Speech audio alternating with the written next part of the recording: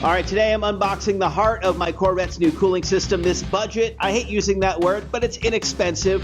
3-row aluminum radiator. I got it at Eckler's around 150 bucks. They say it's going to keep my 95 Corvette C4 nice and cool. Is it worth it? Let's find out. It's actually a little thicker than I imagined. It is lighter than the stock radiator, which that's a bonus in a sports car. It's a 3-row, that means 3 rows of fins. I don't know radiator jargon, but it seemed like it had more cooling area, so we're gonna try that. All right, right away I noticed solid welds in the tanks. I was concerned about that. These are set up for direct drop-in fit on an LT1 Vet. We'll find out when I install it what drop-in really means. I wasn't expecting the finish to be painted, but I don't mind it.